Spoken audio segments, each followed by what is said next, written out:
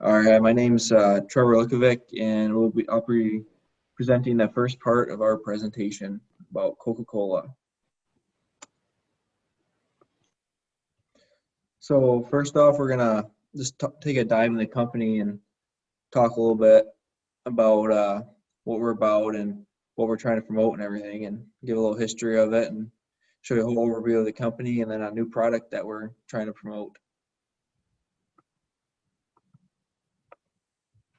So Coke was first founded in 1886 by was a pharmacist named John Pemberton. He lived in Atlanta, Georgia, and he first developed Coke as a syrup for used as medicine to heal like a cold or something, some minor illness, and it helped make you feel better because it has a lot of caffeine in it and had cocaine, so it really just give you a boost to make you feel better. It wouldn't really cure the illness as much as it just make you feel better. And then later on, people started liking the flavor, so they paired it with soda water to make it just a beverage for everyday consumption. And that really took off, and people were buying it and going crazy. So in 1892, they made it a corporation. And as you can see in this advertisement, their first big advertisement, they used Santa Claus in. And then later in 1900, they produced 370,000 gallons of the syrup. And that was before they changed the formula to take out the cocaine. They took that out 3 years later in 1903. Then they changed it. They left it pretty similar, just removed the cocaine because it was having a lot of controversies and people were seeing negative effects of it when they were drinking it all the time. So then in 1919, they sold the company to a group of investors as led by a man named Ernest Woodruff, and they sold it for $25 million. So Ernest ran the company for a while and then sold it to his son, Robert. He ran that from 1923 to 1955. And while he was running it, they came up with the trademark Coke that you hear today. And that was like what their main drink is. And then after that, they bought like Fanta and other beverage companies, but still were known for their initial drink, Coke. And then they're trying to come out with different varieties of the original Coke. So in 1982, they brought out the Diet Coke, and then that kind of took off, and a lot of people liked it because it was like had less sugar and just supposed to be healthier for you. And people are trying to diet and lose weight just didn't have as much sugar as a normal Coke did. And then the 1992, they came out with a partially recycled plastic bottle. So it's a lot better for the environment because people were throwing away a lot of glass and plastic, and this was not good for the environment. And then in 1990 to 2000, they started coming out with like healthier drinks for like athletes, so water and Powerade, just more sports drinks that get another target audience. And then in 2005, they came out with Coke Zero, which was zero sugar or anything. So that was another variation of Diet Coke, basically. People that want to drink pop but be healthier. And then they started to see a decline in sales from 2015 to 2018, and they couldn't figure out why. It was most likely because of their competition with Pepsi. So they trying to change things, and finally in 2019 they came out of their decline, and now they're hoping with their new paper bottle they're coming out with in 2021 that they will be able to increase their sales again by having a huge environmentally friendly change, I guess. So here's the history of the bottle. In 1899, this is their first bottle they had. This is a regular like cylinder glass bottle. It wasn't very aesthetically pleasing or comfortable in the hand.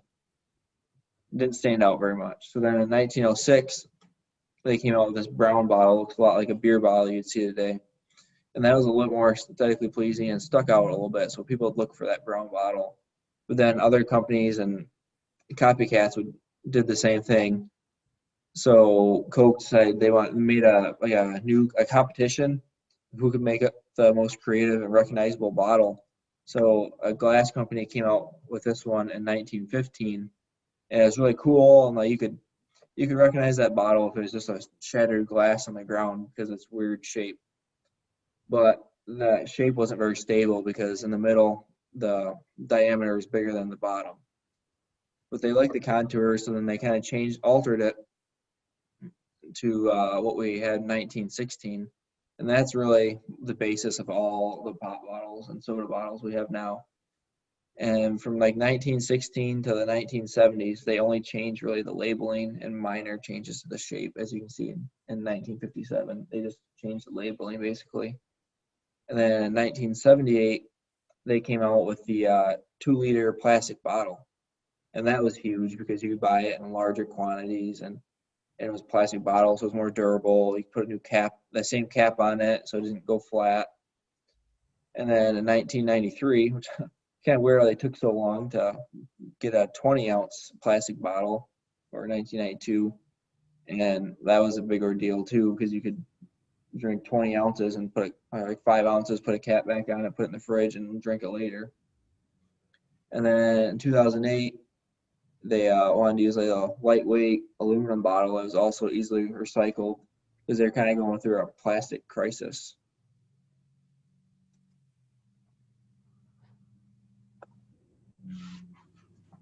Hello, everyone. My name is Marcus Wright, and I will be presenting the environmental analysis. We will be discussing the external environmental forces that surround Coca-Cola and affect the company. The first one we talk about is global/international. This is a very complex area for Coca-Cola. The company has to adhere to guidelines placed by each governmental agency they fall under. This means they have to follow tax laws, labor laws, environmental laws, etc. The next external environment is competitive. Coca-Cola takes up 70% of its current market. Their competitors, however, are big names such as Pepsi and Dr. Pepper. Even though Coke has a huge percentage of the market, their competitors are vastly growing and expanding more and more. Coca-Cola faces another issue because the market for beverages is expanding. There are no longer smaller markets like sodas, juices, smoothies. The market has just all lumped together. Coke faces companies that sell juices and other beverages, including alcoholic drinks. The businesses that produce more than just one type of beverages are becoming more threatening to Coca-Cola. All right, next slide. The next external environment is technological, or is economic. And the economic, there's various taxes, inflation, interest rate that all kind of go into the company. The next one is technological, and Coca-Cola is very on top of and up to date with their technology and machines they use. Technology is growing faster than ever before, and this allows companies such as Coca-Cola to offer higher quality products and new products to their customers. And then the last one is sociocultural. This may be Coke's biggest issue. Many people today are becoming more mindful of their health and turning to products that are healthier. The same is happening in the drink industry where people are choosing alternative, healthier beverages than Coca-Cola, which is a major problem. Hi, I'm Austin Schultz, and I'm going to be talking about the product and the price portion of Coca-Cola. So obviously, Coke's current major product is Coca-Cola, and they've been producing it since the late 1800s. And on average, currently they sell around 31.9 billion servings of their products, which includes other products such as like Fanta, Dr. Pepper, Vitamin Water, Powerade, as you can see. And they're a household name. They're one of the most well-known companies in the world. And in 2018, the revenue amounted to $1.8 billion, and they controlled almost 50% of the carbonated beverage sales worldwide, which is insane. Next slide, please. So for our new product idea, we decided to take a different approach and step away from the kid-friendly, young adult kind of portion of the advertising for Coca-Cola and offer a Coca-Cola After Dark, if you will, and kind of appeal to an entire new adult market. and everybody knows the rum and Coke. It's one of the most, according to Bacardi, it's one of the most ordered drinks at the bar because they provide most of the well liquor for rum and Cokes. And so we just want to offer, instead of going to the bar and paying inflated prices for mixed drinks, might as well just cut out the middleman and bring it straight to the consumer and put it in liquor stores in a can. So these adult beverages will be offered in various cases, such as sizes and tall boy 19.2 ounce single cans, 6 packs, 12 packs, and 24 packs, and all the cans that come in the case will be 12 fluid ounces. Next slide, please. So for the current pricing, Coca-Cola has been following a competitive pricing structure because of competitors like Pepsi and I don't know, et cetera. So right now, according to this is from Walmart, 12-pack of Coca-Cola retails at $8.79, and a 2-liter of Coca-Cola retails at $1.82. And these Pepsi matches the prices usually within a couple cents of Coca-Cola, and vice versa. Slide. So with this idea, there's not really much to compare it to in the terms of the adult beverage industry because there's not a lot of products like it. So we chose to compare it to the pricing of one of the most popular seltzer brands, White Claw, which has been insanely popular the past couple of years. And according to, this is from Walmart again, the single White Claw can retails at around $2.50. A 6-pack retails at $9.73. 12-pack retails at $14.98, and a 24-pack retails at $27.99. And a competitor of White Claw, Bud Light Seltzer, usually, like I said, is within a couple cents of the pricing of White Claw because they have competitive pricing. So we are just going to closely match the prices of these products because it's the closest thing that we can compare it to and adjust accordingly based on sales and revenue.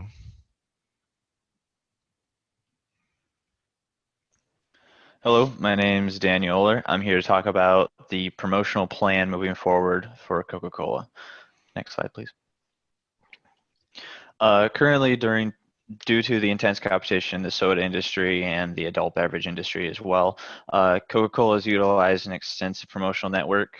We use both traditional and modern methods, and they have for years.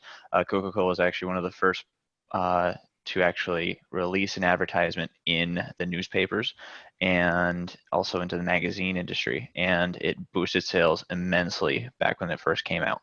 So moving forward into the company's new market venture, the adult beverage industry, we want to use all the tools available to us to get this new product out there as fast as possible so we can build a name, not just as a household family brand that we have been in the past, but also as your drink of choice for when it's after 5 p.m.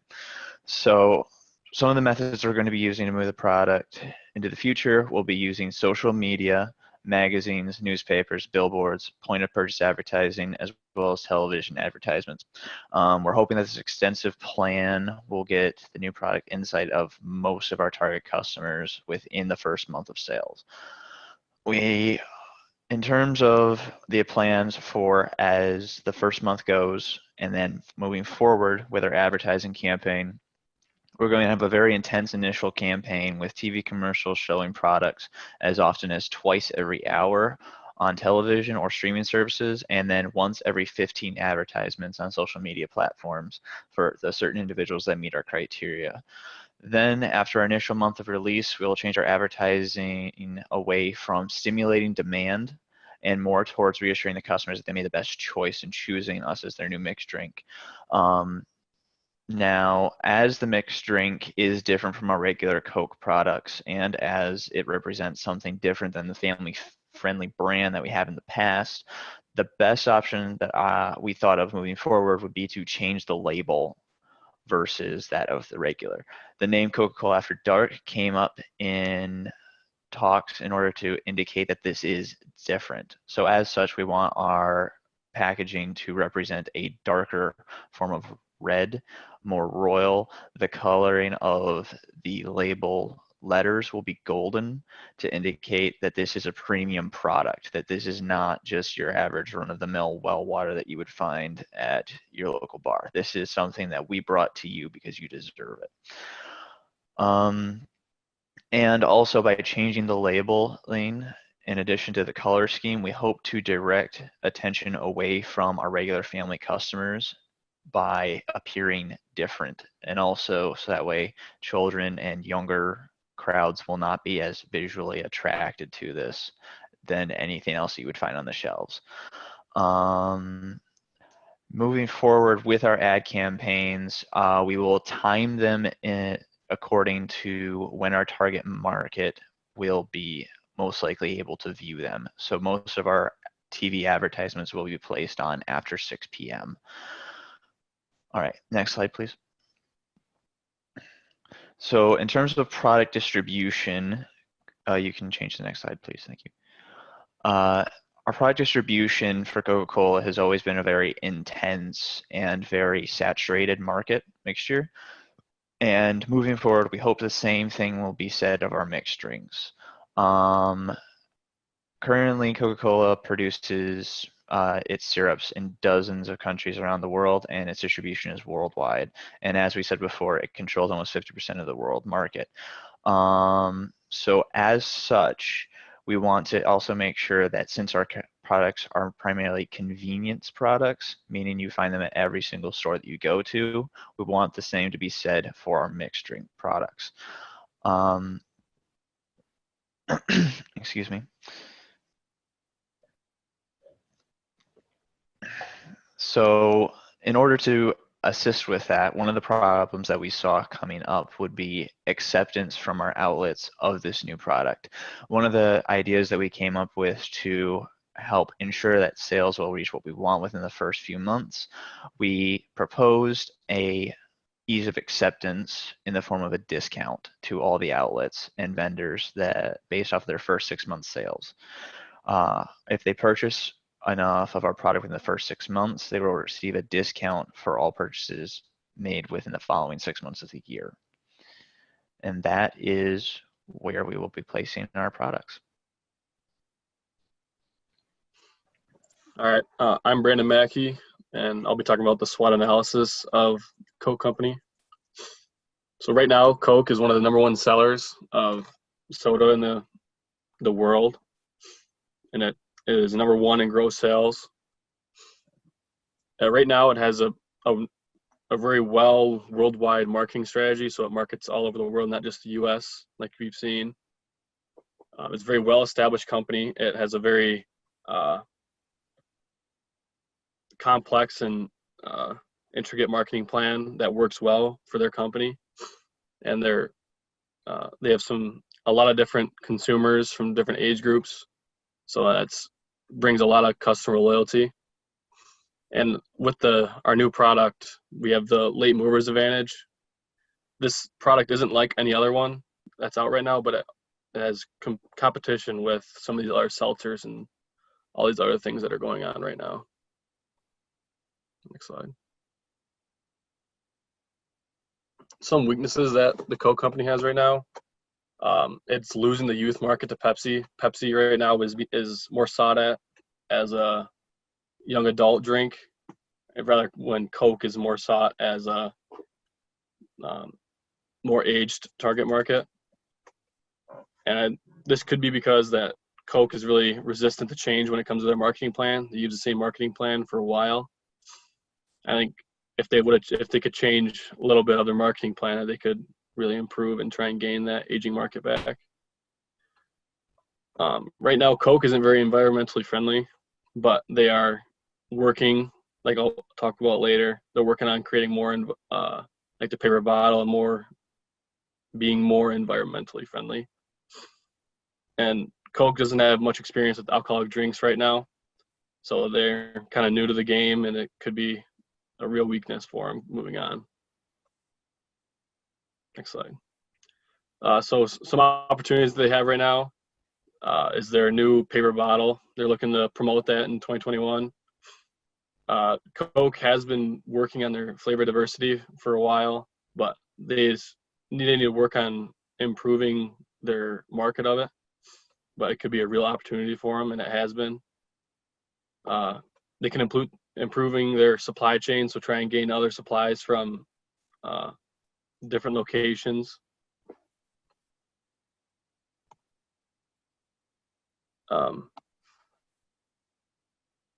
And some new opportunity would be the new product, which is the alcoholic drink, and that could really help boost their product sales in the coming years. Next slide. Some threats the Pepsi company or that Coke has is it's falling to Pepsi with a lot of these other markets. Energy drink sales are on the rise. So like Rockstar, Monster, Red Bull, those are really taking the younger markets also. And other companies like Pepsi are also creating some new flavors, and that's really going to be a big challenge for Coke to really improve their sales.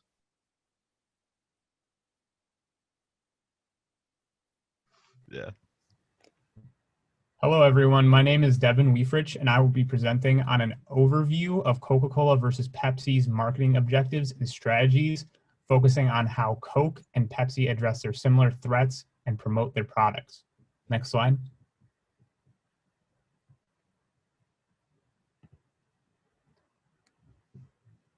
The issues of public health has been a key factor in recent years regarding both Pepsi and Coca-Cola. Pepsi puts a heavy emphasis on research and development for Pepsi products to address the threat that both Coca-Cola companies, cola companies face regarding the public's awareness about health risks involved with consuming too many soft drinks. One of the larger objectives at Pepsi is to manufacture healthier products for their consumers by developing a healthier product portfolio. This research is used to help develop a portfolio of healthier products and production methods to help address the public's concerns about Pepsi. Another point both Coke and Pepsi seek to work towards is a sustainable global water supply, but compared to Pepsi's objectives, Coca-Cola goes above and beyond to address both health concerns and concerns about the global environment. Next slide. In regards to public health, Coca-Cola now spends more of its marketing dollars on promoting their healthier alternatives of soft drinks like juice and vitamin water, while also seeking out fresh, high-quality ingredients for their products. Coke also has less sugar than Pepsi, so they invest research in reducing sugar further without sacrificing taste. In regards to recyclable products, Coca-Cola is researching new paper bottles that may help reduce waste and currently uses recycled plastics for many of their products. For global water protection, one of its more priority goals, Coca-Cola is seeking to achieve a sustainable water supply worldwide. To promote this mission objective, they seek to help communities in need of water through charity. Next slide.